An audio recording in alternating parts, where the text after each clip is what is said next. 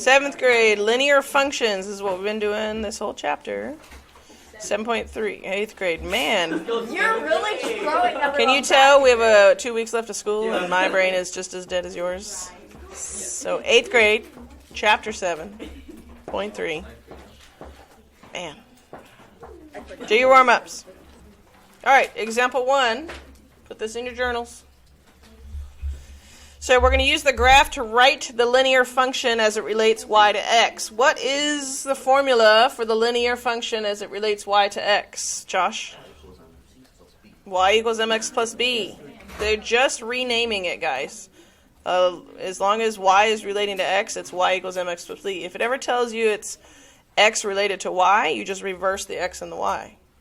X equals my plus b. That's hard to say. Not really, like you can't graph that, but it's how you would set up the equation. All right, so what's the first thing we need to do in order to put this in y equals mx plus b? Yes. Solve for the slope. So, shh. 7th grade, I need you to whisper. So you're going to use 2 points. They've chosen 2, 0, and 4, 3. Let's write this down. 2, 0, and 4, 3 are the points we're going to use. So we're going to find the change in y minus the change in x over the change in x, which is the y2 minus y1 over x2 minus x1. All right, so on the top we're going to have 3 minus 0. And the bottom 4 minus 2. What is 3 minus 0? 4 minus 2? 2. So you have 3 over 2 as your slope. So we plug that in. Can we look at this graph and decide what b is? Yes. Yes. What is b? Negative 3. So you have y equals positive 3 halves x minus 3. This is a linear function. Remember, the definition of a function is it has to have an increasing constant change. It has to be a straight line. The slope has to be straight. Okay? Any questions on how we solve this? No, ma'am. That was a grunt, not really a question. All right, cool. All right, go do your try-its. Just one of them. And I'll help those of you who are stuck. Hey. All right, let's see if we can do this. It's going to have you use a table. Let's see if we can cheat the system. Shh. Okay, so we need to use 2 of these points to find the slope, correct? Yes. Okay. Don't have to do this part, but this is how you can do it. You can plot all the points. Okay. Either way, you're still going to have to use 2 points to find the slope. So pick 2 points. You can pick whatever you want. Write it down. So we have negative 2, 7, and negative 3, 9. Okay, so we're putting our y's on top and our x's on the bottom. So we're going to do 9 minus 7 on top. Negative 3 minus a negative 2 on the bottom. Make sure you remember that if you have a negative number on the bottom, on the second number, you still have a minus there. So these offset and create a positive. So what's 9 minus 7? 1. 2. Oh, oops. 2. 3 plus 2. Negative 3 plus 2 gives you a? Negative 1. So 2 divided by negative 1 is just negative 2. Okay, so our slope is negative 2. Without this graph, could I look at this table and decide what the y-intercept is? Yes, because it's wherever x is 0 and y is a number. 7th grade. You're too loud. Okay, so our y-intercept is 3. You can also look at the graph and it tells you the same thing. So, the equation is y equals negative 2x plus 3. Any questions?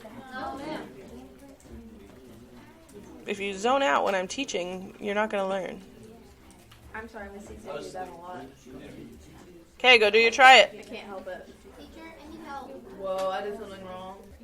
Okay, this is example 3. An unmanned aerial vehicle, UAV, is used for surveillance. That's just a drone. The table shows the height in thousands of feet of the UAV X minutes after it begins to descend from cruising altitude. Write and graph a linear function that relates y to x. So we're still finding slope, all that thing. Okay, is this going to be a positive slope or a negative slope according to what they just told us is happening? Shh. Negative. Descending. Thank you. Good job, Camila and Aaron. You're welcome. Okay, it's descending, which means it's going down, so it's going to be a negative slope. Read. Listen. Okay, so pick 2 points. The 10, 0, 60, 20, 65, 25. and 10, 6 equal. That's what I would use. Okay, so what is... Shh. Guys, I need y'all to stop talking over the top of me. Okay, so we're going to do 65 minus 60, which is what? Negative 5. Oh, wait, no. Wait, 5. wait. And then 0 minus 10. 10. No. Negative 10. Yep. So what's 5 over negative 10 reduced to? Negative. Close. 0.5. Close. The 5's on top, over 10. What? Negative 1/2. Negative 1/2. And our y-intercept is where x is 0. So what's our y-intercept? 65. So your slope is... This can be a fraction. Boys. Today is not the day. So y equals negative half x plus 65. So it's going down half a foot for every 65 minute. For every minute. Okay. Cube. Oh, that's what we're supposed to do is interpret it. So the slope indicates that it started at how high? 65 feet. And it was in what kind? 1,000. So 65,000 feet is where the drone started. And it was going down half 1,000. So what's half of 1,000? 500.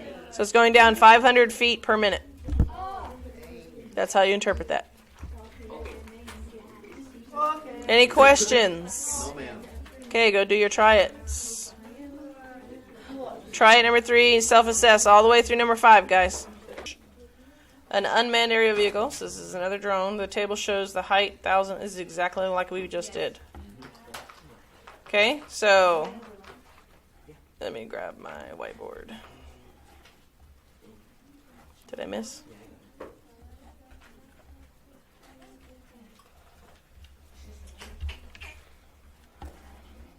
Opening. All right. So we're going to do y2 minus y1, so just pick the first two, sure. So 65 minus 55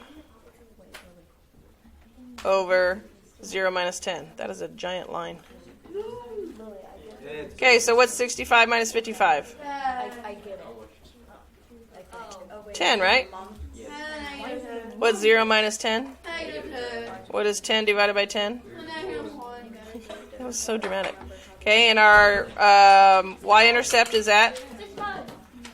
So your equation is y equals negative 1x plus 65. Good. Excited about it. So there's your equation. So then graphing it, you're just going to pick some points. Or just graph the, whoops. Okay, hold on. So your y-intercept is at 65. Yeah. So go to 65 and put a dot. Oh, I did it the opposite way. And then what's your slope? No, it's descending. It started at 65. Down 1 over 1, right? The slope's 1. Negative 1? I went to 65 on the bottom and went up 1 over left. And I got it right. Wow. Well, it just happened to do that because Oh. Oh. it crosses at 60. Which makes sense because if it's descending that equally, if it started at 65, it's going to end at 0 right at 65 because it's descending 1 to 1. I got it right. Interpret the slope. What? Okay, so interpret the slope. Where did the drone begin? 65. Woo. The UAV began at 65,000. Remember, it's in thousands. And descended at, I can't spell descended evidently. Same. Oh, there's an S in there. Descended at X was in number of minutes, and it was 1, so it descended 1,000 feet per minute.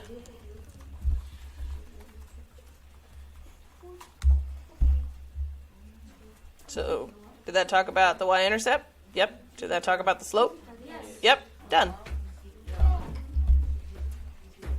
Questions? 8th grade? No. All right, keep going.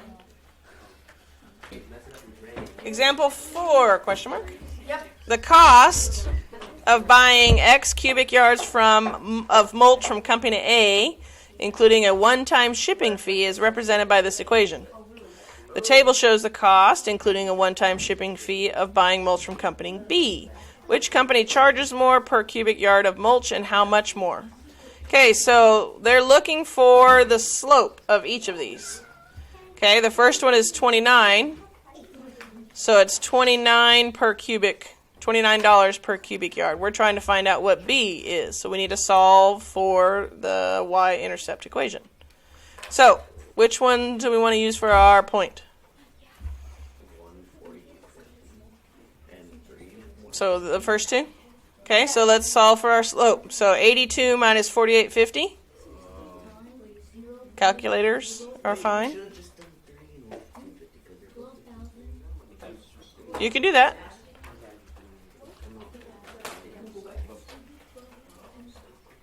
Change in costs. Well, they did 82, so that's fine. 82 minus 4850 is what? 33. Very good. What's 2 minus 1? 1. So it's just 33.5. So our slope is 33.5. So that's telling us how much per cubic yard. Whisper. Shh, 7th grade. Okay, so which of these two is cheaper per cubic yard? A is cheaper per cubic yard, but we have to think about how much they charge to begin with. This one charges $30. How much does this one charge to begin with? So that's still more. So it's still more expensive. So, move my face. So company B per cubic yard is, you subtract this slope minus this slope, and it tells you exactly how much more per cubic yard. So company B is more expensive all around. The more startup cost and more per cubic yard cost. Make sense? Excellent. So finish your problem solving self-assessment all the way through number 7, and then you're done.